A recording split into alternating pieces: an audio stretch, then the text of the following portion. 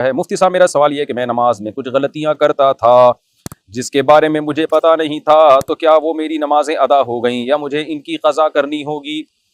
भाई, गलतियां किस नौइयत की थीं ये तो आप ही बताएंगे ना, मुझे क्या पता। अब गलती ये भी हो सकती है कि 2 सरदों के बजाय 1 सरदा किया करते थे आप, और इस तरह आपकी हंसी खुशी जिंदगी गुजर रही थी। तो ये वाली गलती तो ऐसी है कि नमाज हुई नहीं आपकी, आपने रुकन छोड़ दिया। तो किस नौइयत की गलती है? बेहतर यह है कि किसी करीबी आलिम को जो आपके महल्ले के करीब हो उनको बताएं। तो कुछ गलतियां ऐसी होती हैं कि वो नमाज दोबारा पढ़नी पड़ेगी, कुछ गलतियां ऐसी होती हैं कि बस टाइम गुजर गया तो बस तौबा इस्तिग़फ़ार कर लें, काफ़ी हो जाएगा, लेकिन वो गलती की नौइयत पर है। फजर की क़ज़ा नमाज पढ़े बगैर ज़ोहर की नमाज अदा करना। अमेरिका से एक भाई ने पूछा है, अगर फजर की नमाज क़ज़ा हो गई तो इसको अगर असर की नमाज के बाद पढ़ा जाए तो ज़ोहर की जो हमने नमाज पढ़ी वो अदा होगी या नहीं? एक दोस्त का कहना है कि ज़ोहर की नमाज अदा नहीं होगी। जी हाँ, सही कहना है उसका। जो जिनके जिम्मे क़ज़ाए उम्री नहीं है उनको साहिब तरतीब कहा जाता है। उनकी अगर एक नमाज फ़र्ज क़ज़ा हो जाएगी तो जब तक वो पढ़ेंगे नहीं, अगली नहीं होगी उनकी। लेकिन अगर किसी के जिम्मे बहुत सारी क़ज़ा नमाजें हैं तो फिर अगर उसकी मजीद एक क़ज़ा नमाज हो गई और अगली पढ़े बगैर उसने पिछली पढ़े बगैर अगली पढ़ ली तो उसकी नमाज हो जाएगी। लेकिन ये बहरहाल जुर्म है कि आपकी नमाज क़ज़ा हुई और आपने असर तक उसको डिले कर दिया, ये गुनाह पर गुनाह है। मेरा सवाल यह है कि इमाम के पीछे जहरी और सिर्री रकतों में फातिहा पढ़नी चाहिए कि नहीं पढ़नी चाहिए? नहीं पढ़नी चाहिए, क्योंकि सही हदीस में है, मन कान लहू इमामुन फ़क़िराअतुल इमाम लहू क़िराअह। जिस शख्स का कोई इमाम हो तो इमाम की क़िराअत मुक़्तदी के लिए काफ़ी है। इसमें नबी ने फ़र्क नहीं किया फातिहा हो या गैर फातिहा, और जहरी हो या सिर्री, सब नमाजों के बारे में यह हदीस है।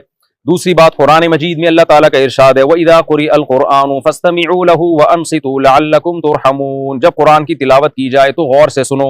ये आयत खुतबे के बारे में भी है, जुम्मे के, और नमाज के बारे में भी है, सब इसका मिस्दाक है। जब भी कुरान सुनाने की नीयत से पढ़ा जाएगा तो इस्तिमा वाजिब है, उसको सुना जाएगा। एक तो होता है ना, कोई अपने तौर पर कुरान की तिलावत कर रहा है तो वो तो कर रहा है, ठीक है, आप सुने ना सुने, लेकिन जहां महफिल हो, बाकायदा कुरान सुनने सुनाने का अमल हो, वहां गौर से सुनना लाजिम है। तो जैसे महफिल क़िराअत होती हैं या खुतबे में बाकायदा सुनाने का अमल होता है, इसी तरह नमाज में भी। तो कुरान की इस आयत की रोशनी में भी हमारा मौक़िफ़, इमाम हनीफा का मौक़िफ़ और बहुत से फ़ुक़हा का मौक़िफ़ यही है, और अब्दुल्ला बिन मसूद रज़ी अल्लाह तआला अन्हु का भी मौक़िफ़ यही है कि तिलावत ना की जाए, बल्कि खामोश रहा जाए इमाम के पीछे, चाहे फातिहा हो या गैर फातिहा हो। बाज़ लोग जो हदीस पेश करते हैं बुखारी की, ला सलात इल्ला बिफ़ातिहतिल किताब, सूरह फातिहा के बगैर नमाज नहीं होती, तो भाई पूरी हदीस सही है मुस्लिम में, मल्लम यक़रा बिफ़ातिहतिल किताबी फ़साइदा। सही मुस्लिम के अल्फाज हैं कि जो सूरह फातिहा नहीं पढ़ता प्लस क़िराअत नहीं करता उसकी नमाज नहीं होती। तो अब सारी उम्मत का इजमा है कि इमाम के पीछे सूरह फातिहा के बाद वाली सूरत नहीं पढ़ी जाएगी। तो हम ये कहते हैं कि जो इस हदीस का मतलब है वही दूसरी हदीस का भी मतलब है। इस हदीस का मतलब है जो फातिहा नहीं पढ़ता और प्लस क़िराअत नहीं करता उसकी नमाज नहीं होती। क्या मतलब?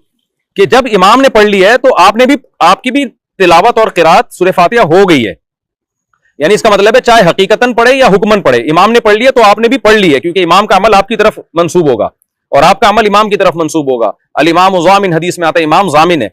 तो वरना फिर आप सूरह फातिहा के बाद तिलावत को भी वाजिब करार देना इमाम के पीछे।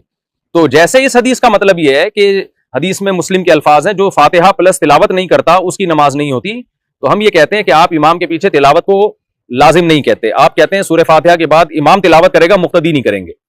तो जैसे इमाम की तिलावत मुक्तदी ही की तिलावत है और हम मान लेंगे कि गोया मुक्तदी ने कर ली है, तो ऐसे इमाम ने फातिहा पढ़ ली तो अब उस नमाज को यह नहीं कहा जाएगा कि मुक्तदियों ने नहीं पढ़ी है। इमाम के पढ़ने से मुक्तदी भी पढ़ने वाले ही कहलाएंगे, क्योंकि उन पर सुनना लाजिम था, तो उनका सुनने का अमल ही पढ़ना कहलाएगा। तो ये मतलब है। बाकी जिस हदीस में यह आता है कि इमाम के पीछे तिलावत ना करो सिवाय फातिहा के, तो वो हदीस इन दलाइल के मुकाबले में कमजोर है, क्योंकि कुरान जब कह रहा है और फिर दूसरी सही हदीस में आता है तो वो इस लेवल की नहीं है, इतनी मजबूत नहीं है कि उसको इन आयतों के लिए और इन अहादीस का नासिख करार दिया जा सके।